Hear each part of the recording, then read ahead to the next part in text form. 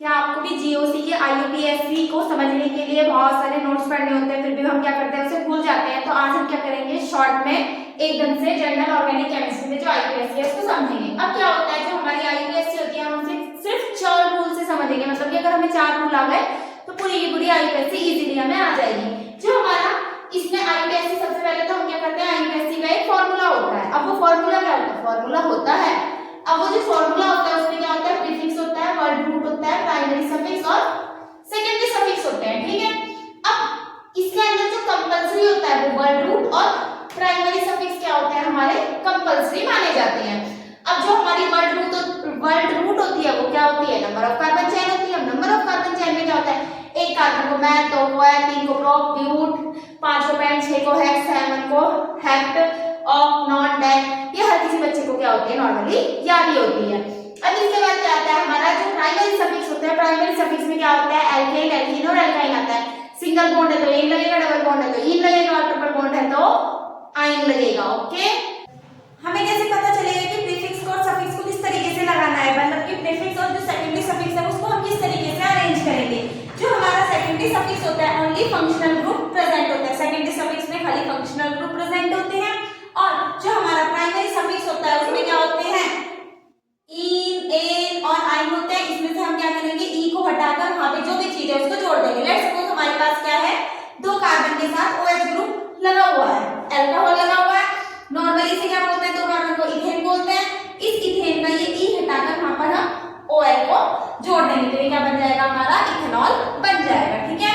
अब इसके बाद क्या होता है, जो हमारे प्रीफिक्स होते हैं, प्रीफिक्स क्या होते हैं, कोई भी सब्स्टिट्यूएंट जो कार्बन चेन से अलग अटैच है, मतलब कि जो हमारी मेन चेन है उसके साथ अटैच होता है, जिसमें हमारी मोस्टली हेलोजन आती है, जिसमें क्लोरो फ्लोरो ब्रोमो आइडो देखे जाते हैं।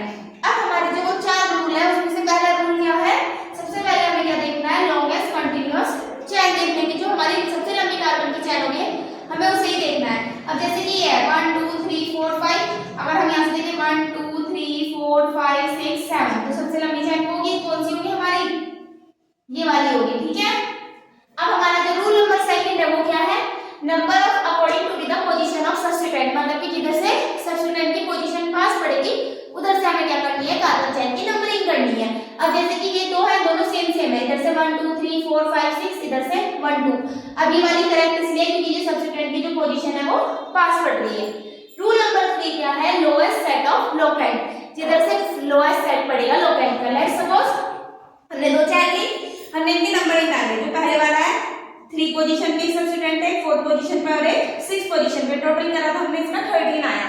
और अगर हम इसका टोटल करेंगे, एक कौन सी पोजीशन पे, हमारा 3 पर, 5th पर और 6th पर, अगर हम इसका टोटल करेंगे तो कितना आएगा, कितना है 14। तो ये प्रेफर नहीं है, जिसकी नंबरिंग कम आएगी वो वाला क्या करेंगे, हम प्रेफर करते हैं।